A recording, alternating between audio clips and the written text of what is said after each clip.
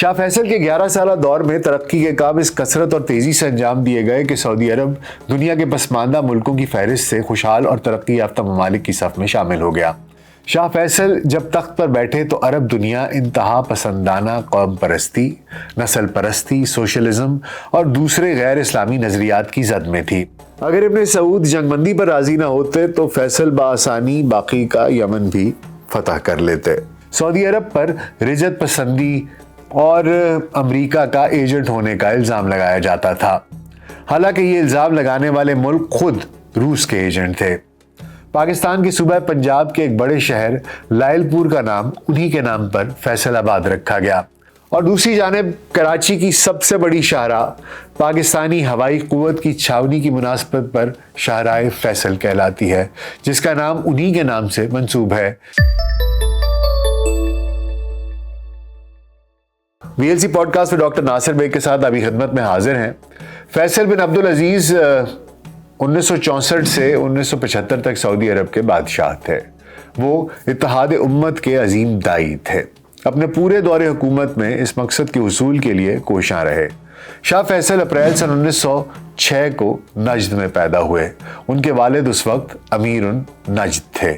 ان کی والدہ کا نام طرفہ بنت عبداللہ الشیخ تھا اور وہ مشہور الشیخ قبیلے سے تعلق رکھتی تھیں۔ فیصل شروع ہی سے سمجھدار اور باصلاحیت انسان تھے، اور یہی وجہ تھی کہ ان کے والد کو ان پر بہت اعتماد تھا اور وہ سعود کے مقابلے میں فیصل کو ترجیح دیتے تھے۔ فیصل نے نوجوانی میں ہی اہم کارنامے سر انجام دینے شروع کر دیے تھے۔ حجاز انہوں نے ہی فتح کیا تھا۔ سن 1920 میں انہیں حجاز کا گورنر مقرر کیا گیا۔ سن 1934 میں یمن کے خلاف جو کامیاب فوجی کارروائی کی گئی تھی وہ فیصل ہی کی سرکردگی میں ہوئی تھی۔ وہ یمن میں بندرگاہ حدیدہ تک پہنچ گئے تھے۔ اگر ابن سعود جنگ بندی پر راضی نہ ہوتے تو فیصل بآسانی باقی کا یمن بھی فتح کر لیتے۔ سن 1953 میں جب سعود بن عبدالعزیز بادشاہ ہو گئے تو فیصل ولی عہد قرار پائے۔ ایک سال بعد وہ مجلس وزراء کے صدر یعنی وزیر اعظم بن گئے۔ شاہ سعود کے دور میں وہ بدستور حجاز کے گورنر اور وزیر خارجہ رہے۔ شاہ فیصل نے بادشاہ بننے کے بعد حکومت کو زیادہ عوامی اور جمہوری رنگ دینے کی کوشش کی۔ شاہی خاندان کے اخراجات مقرر کر دیے، زیادہ رقم تعلیم اور ترقیاتی کاموں پر خرچ کی۔ وزارت میں شاہی خاندان سے زیادہ عوام سے وزیر لیے گئے۔ شاہ فیصل کے 11 سالہ دور میں ترقی کے کام اس کثرت اور تیزی سے انجام دیے گئے کہ سعودی عرب دنیا کے پسماندہ ملکوں کی فہرست سے خوشحال اور ترقی یافتہ ممالک کی صف میں شامل ہو گیا۔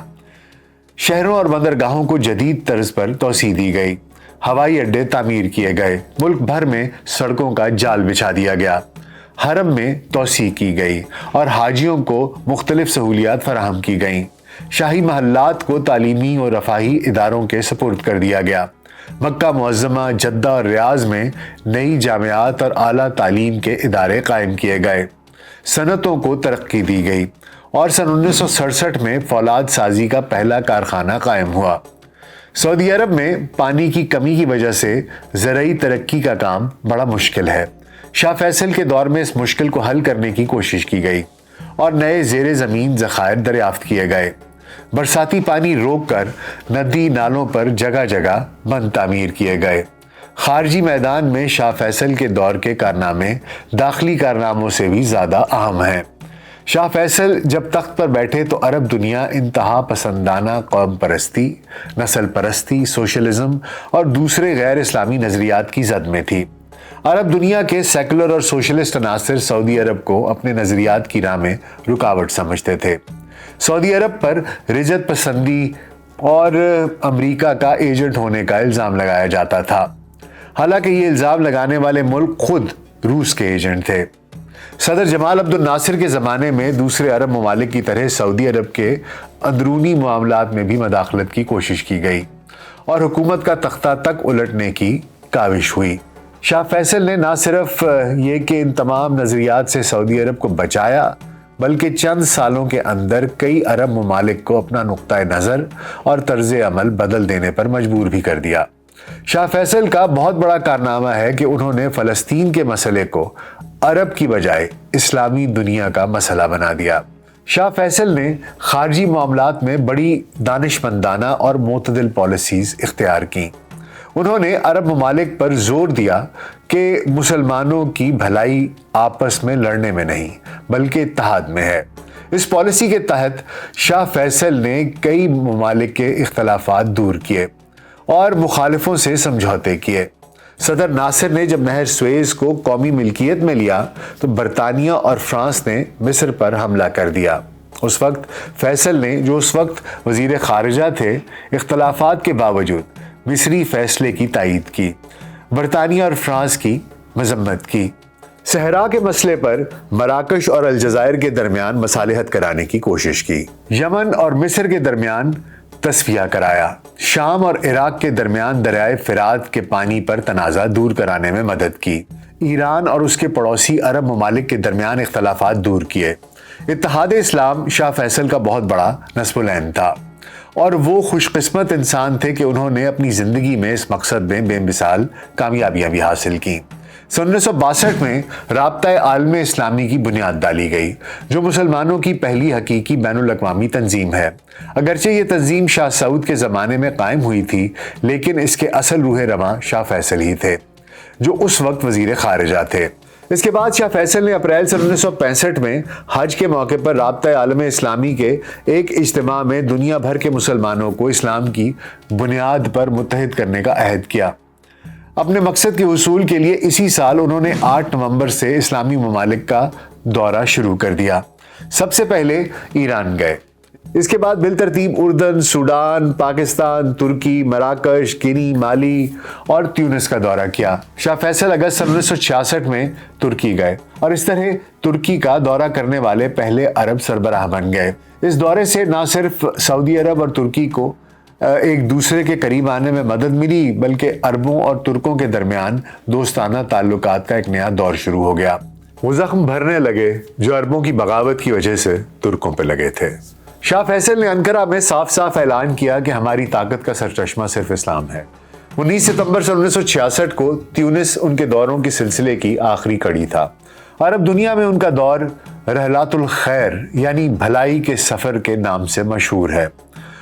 ان دوروں میں شاہ فیصل نے یہ حقیقت سمجھانے کی کوشش کی کہ مسلمانوں کی نجات صرف اسلام سے وابستہ ہے اور ان کی بھلائی اسلامی اتحاد سے وابستہ ہے۔ وہ کسی بلاک سے، خواہ وہ مشرق کا ہو یا مغرب کا، سرمایہ دار ہو یا اشتراکی، کسی قسم کی امید وابستہ نہ کریں۔ ان بلاکوں کی امداد اخلاص پر نہیں، اغراض پر مبنی ہوتی ہے۔ اخلاص صرف اسلامی دنیا میں ہی ملے گا۔ ان دوروں میں شاہ فیصل نے اسلامی اتحاد کے لیے جو راہ ہموار کی، وہ جون 1967 میں اسرائیل کے مقابلے میں عربوں کی شکست کے بعد اور مستحکم ہو گئی۔ اگست 1967 میں جب خرطوم میں عرب سربراہان کی کانفرنس ہوئی تو شاہ فیصل نے جمال عبد الناصر کو گلے لگا لیا اور ان تمام مخالفانہ پالیسیوں کو نظر انداز کرتے ہوئے مصر کو وسیع پیمانے پر مالی امداد فراہم کی تاکہ مصر جون 1967 کی شکست کے نتیجے میں ہونے والی مالی نقصانات کو پورا کر سکے۔ شاہ فیصل کی اعتدال پسندانہ اور تدبر پر مبنی پالیسی اپنا اثر دکھائے بغیر نہ رہ سکی اور مصر اور عرب ممالک میں ان کو پسند کیا جانے لگا۔ اگست 1969 میں مسجد اقصیٰ میں آتش زنی کے واقعے کے بعد عرب اور اسلامی ممالک کو شاہ فیصل کے موقف کی صداقت کا یقین ہو گیا اور تمام اسلامی ممالک ایک تنظیم کے تحت متحد ہونے کے لیے تیار ہو گئے۔ 22 تا 25 ستمبر 1969 رباط مراکش میں دنیا کی تاریخ میں پہلی مرتبہ مسلمان سربراہان کی کانفرنس ہوئی، جس کا مستقل دفتر جدہ میں قائم کیا گیا۔ اس کانفرنس کے بعد اسلامی سیکریٹریٹ کے تحت مختلف قسم کی اسلامی کانفرنسوں کا انعقاد پابندی سے ہو رہا ہے۔ شاہ فیصل اپنے تدبر کی بدولت افریقی ممالک پر بھی اثر انداز ہوئے۔ انہوں نے سوڈان اور صومالیہ کو اشتراکی چنگل میں جانے سے بچایا اور ان ممالک کو ہر ممکن امداد فراہم کی۔ سعودی عرب نے افریقہ کے غیر مسلم ممالک میں آزادی کی تحریک کی بھی حمایت کی اور ان کو بھی اتنے وسیع پیمانے پر امداد فراہم کی کہ افریقہ میں اسرائیل کا اثر زائل ہونے لگا۔ اکتوبر 1973 میں مصر اور اسرائیل کی جنگ کے دوران جب عرب ممالک نے سعودی عرب کی قیادت میں امریکہ اور مغربی ممالک کو تیل دینا بند کر دیا تو افریقہ کے غیر مسلم ممالک نے بھی عربوں کی تائید کی۔ شاہ فیصل نے اسلامی ممالک کے مسائل حل کرنے کے لیے اقتصادیات، تعلیم اور دوسرے موضوعات پر ماہرین کی عالمی کانفرنسیں بھی طلب کیں اور نوجوان مسلمانوں کے اجتماعات کیے۔ ان تمام کارروائیوں سے مسلمانوں کو اس قابل بنا دیا گیا کہ وہ ایک دوسرے کے مسائل کو بہتر طور پر سمجھ سکیں اور ان کو حل کرنے کے لیے مشترکہ طریقہ کار طے کر سکیں۔ رابطہ عالم اسلامی کی تنظیم ان کے دور میں ایک مؤثر تنظیم بن گئی اور اس قابل ہو گئی کہ سعودی عرب کی مالی امداد سے دنیا میں اسلام کی تبلیغ کر سکے اور مسلمان اقلیتوں کی مدد کر سکے۔ جدہ یونیورسٹی میں مسلمان اقلیتوں کے حوالے سے ایک شعبہ بھی قائم کیا گیا۔ اسلام آباد کی عظیم جامع مسجد شاہ فیصل کے نام سے موسوم ہے۔ پاکستان کے ساتھ سعودی عرب کے شروع سے ہی خصوصی تعلقات قائم ہیں۔ پاکستان اور سعودی عرب میں دوستی کا پہلا معاہدہ شاہ ابن سعود کے زمانے میں 1951 میں ہوا تھا۔ شاہ فیصل کے دور میں ان تعلقات کو بہت فروغ ملا۔ سعودی عرب ان چند ممالک میں ہے جنہوں نے سرکاری سطح پر مسئلہ کشمیر میں پاکستان کے موقف کی کھل کر تائید کی۔ ستمبر 1965 کی پاک بھارت جنگ میں سعودی عرب نے پاکستان کی بڑے پیمانے پر مدد کی۔ اپریل 1966 میں شاہ فیصل نے پہلی مرتبہ پاکستان کا دورہ کیا اور اس موقع پر اسلام آباد کی مرکزی جامع مسجد کے سارے اخراجات خود اٹھانے کا اعلان کیا۔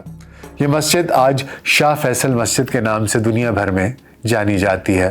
1967 میں سعودی عرب اور پاکستان کے درمیان فوجی تعاون کا معاہدہ ہوا، جس کے تحت سعودی عرب کی بحری، بری اور فضائی فوج کی تربیت کا کام پاکستان کو سونپ دیا گیا۔